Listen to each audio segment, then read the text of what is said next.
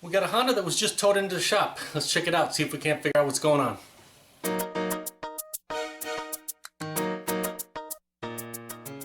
This is what we're looking at today, a 2000 Honda Civic, and the complaint on this is that it was running rough, at least like when it comes to a stop, it wanted to stall, and smoke coming from under the hood, and a loud noise that they described as what they thought was a loose belt. So let's see if we can't get to the bottom of it.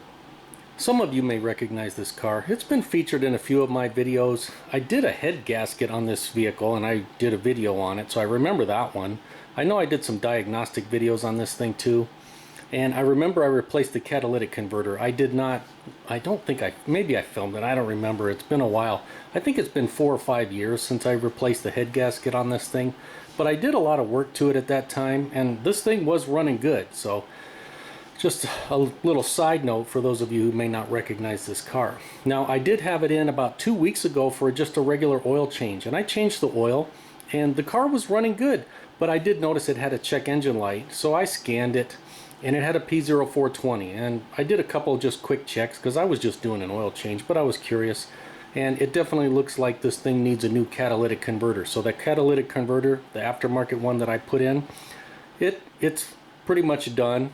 And that's not uncommon for aftermarket catalytic converters. You may get a few years out of them, especially, you know, when I did the head gasket, the top half of the engine, you know, was redone, but the bottom half was still the original.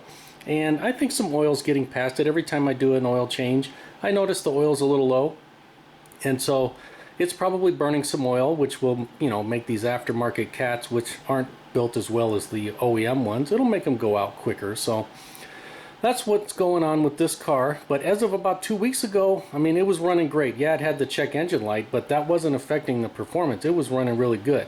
So let's do some inspections and see if we can't find something going on. Now, although this car was towed here, I did have to start it up and drive it up into the shop, and I can tell you that the sound it's making, it's pretty obnoxious. And I'll run it here in a second and let you hear it, but it's definitely noticeable. It's obnoxious. I also noticed that the check engine light was back on, and I did clear it before when I had the car. I cleared the cat code because I just wanted to see if it was going to come back on the owner. And I noticed that the check engine light is back on. So we might have that cat code still back in there, or it could be something else. So let's see what we can find. Due to the noise it's making, first thing we'll do, pop the hood and do a visual inspection. Okay, there's a shot of the engine compartment, and we don't have to look very far to see. It definitely looks like something was going on over here. If we put a light down there, I can see evidence of something getting really hot right here. Maybe a leak in the radiator or something, or the radiator after it got hot popped apart, who knows. But that right there, that's telltale signs that something got really hot and overheated. I'm gonna guess that this Honda overheated, which, you know, if you watch videos from me before, you know Hondas don't like to overheat. Let's check our coolant reservoir. And I know when I did the oil change the other day that this was topped off, and there I didn't see any issues. And can you see down in there? Might be a couple drops down there, but this thing is pretty dry. And this thing is cool. I let this sit overnight so it's not hot. Let's check this out, see if there's any coolant in our radiator. And nope, that thing is dry. So this thing definitely, you know, just as a real quick inspection, this looks like it overheated. And if we look right here, I don't remember this from when it was here the other day. I don't know if you can see it, but it looks like somebody fried some eggs right there. And yeah, maybe there was a little bit of grease or oil residue right there. And I mean, it looks like this got really hot. I'm guessing either the radiator gave out or something in the cooling system failed and caused this vehicle to overheat. That's what it's looking like. I mean, when you see stuff like that, you know it had to get hot. Right here, I don't like the way this looks. Can you see that? The timing belt cover definitely looks like it's melted right there or something. See the back side. That looks okay. Well, I'm gonna say that this thing got really hot. Alright, I'm just going to press the hose down a little bit. Watch right there. Watch right where the tank connects right at that seam. Can you see that? Right there? And you can clearly see I'm just moving a little bit. It's definitely damaged right there. I can tell we have a huge leak. Typically when I want to do a fast check to see what's turning on the check engine light, I like to use these cheap little code readers like this because they do the job pretty fast. Right now I'm using the top Don. I also like to use the little Autel that I have, but I believe I loaned the Autel out because I can't find it. I think they didn't bring it back.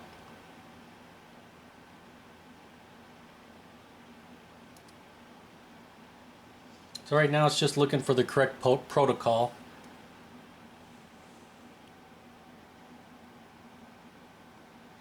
And the red end means that there's something going on. Of course, we already knew that. Right there it says mill status, which is on, so we can just hit OK and read codes.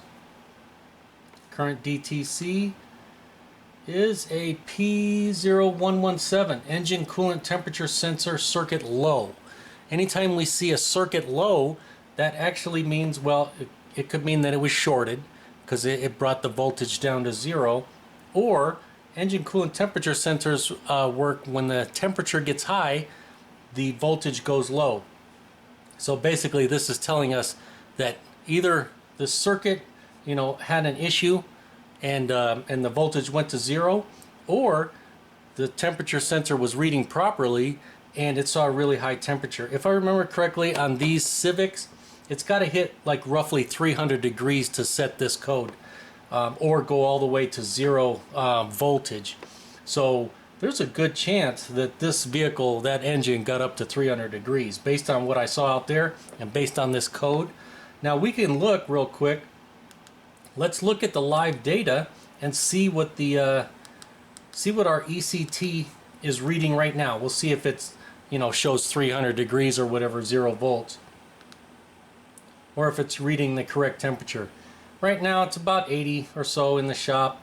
Now that temperature sensor is down there in the engine, so yeah, it'd be slightly different. Right now it's reading 89 degrees, so I'm going to say that that engine coolant temperature sensor is working okay. So unless there was some kind of weird hiccup because it got hot, there's an excellent chance that this engine really did get up to 300 degrees approximately. According to Honda, for a P0117, we're looking for 302 degrees or higher to set that code. Now I'm going to go ahead and start the car for you in a second, and I'll let you listen to what's going on.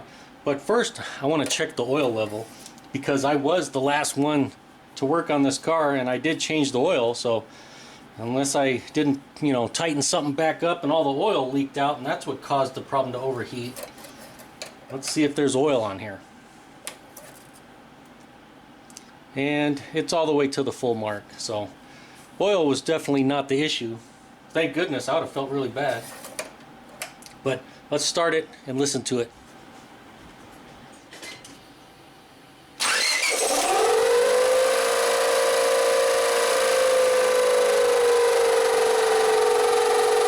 you hear how obnoxious that sounds? It's really loud.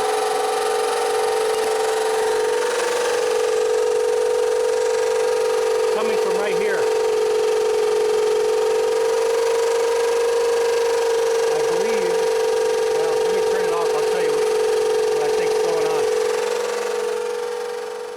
I'm not sure if the camera could pick up how loud and obnoxious that sound is, but, well, it's pretty loud and obnoxious. And I'm fairly confident that what we're hearing is the timing belt inside there hitting our cover. Either the upper cover, the lower cover, or maybe both. And I think it's because, you know, we got parts melted. And so it's making contact with that, and that's what we're hearing.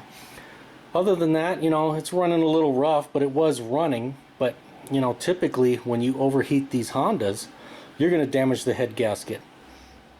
Just out of curiosity, I want to see if these cooling fans are working. Of course, this fan over here is to our radiator. This fan over here is to our AC condenser. And on this old model, they work separately. That's why you can see they're divided right here. So we have to test them independently. Newer systems, we could test them together because they come on and off together, but these come on by themselves. So first off, we'll go ahead and test the AC condenser fan. And the easy way to do that, we'll just go inside, turn the key on. We don't have to start the engine. And we'll just turn the AC on and see if this fan comes on. Okay, the key is on. We'll just turn our blower motor on and press the AC button. Sounds like something's going on out there. Let's check. And sure enough, that condenser fan is working. So that's 1 out of 2. Okay, we know that fan's working. We don't know if this one is working. And honestly, I mean, we know this thing overheated, so it really doesn't matter if these are working or not. But I am curious, you know, if these fans were not working, then that definitely could have started the overheating, you know, problem. And then, you know, our radiator goes bad and so on and so forth. So that's, you know, so it's more just curiosity. But in order to test this, we'll just go right over here to our cooling fan switch, and I did a video on this. In fact, I did it on this car. But I'm just going to unplug it. We'll touch those 2 terminals together, being very careful not to do any damage. But we'll touch those together. That'll complete our circuit for the ground. And I already have the key on, so we have power. We should have power at our relay. And if everything's working properly, the fan should come on. So let's try it right now. Now, we'll just take our trusty paper clip. We'll touch the terminals together without spreading them and see if our fan comes on. And there you go. Hopefully you can hear that fan is coming on. So that verifies that our wiring, our power, our ground, our cooling fan, and our relay all work with that one simple paper clip. Now, what our little paper clip test does not tell us is whether that cooling fan switch is still good or not. That's the only other thing in our system that may or may not be working. The way those work is when the coolant gets to 200 degrees, a switch inside closes and it completes our circuit, just like we did with the paper clip right now. And so, of course, if the coolant is 200 or above and that switch isn't working, well, it's not gonna, our fan is not gonna come on, and that could definitely start the car to overheat. And then that can create other issues like, you know, our radiator leaking and stuff like that. But I do remember replacing that with a genuine Honda switch when I did all this work, and so I'm pretty confident that most likely that switch still works. They usually don't go bad that fast because it's only been a few years, but I could be wrong. It may be bad, but from what I can tell, you know, I suspect that maybe the only thing we had go wrong was the radiator started leaking and caused this whole issue of overheating. I pulled the timing cover off. I expected to see, you know, a little bit of carnage like this. This bolt on the timing belt cover was kind of melted together into this. Because I wanted to peek in here and just take a look at things, and what I didn't expect to find was the Stay Puft Marshmallow Man in there. It's just, yeah, there's plastic melted everywhere in there. It's definitely not good. Hopefully you can see it's just drooling all down there. Pretty much everywhere down in there. I can't believe that I was able to even drive this in once I looked at that. I did throw some coolant in here just to see if it would even hold anything, and it's just pouring right out of where the water pump is. Well, it's unfortunate that this happened. I believe this is the owner's only car, and so this is what they used to get back and forth to work. So, you know, what do? Do you get another car? Do you fix this one? You put a new engine in it? A lot of options. Let me know what you would do down in the comments. And as always, if the video helped you out, you liked it, make sure to give it a thumbs up. Thanks for watching.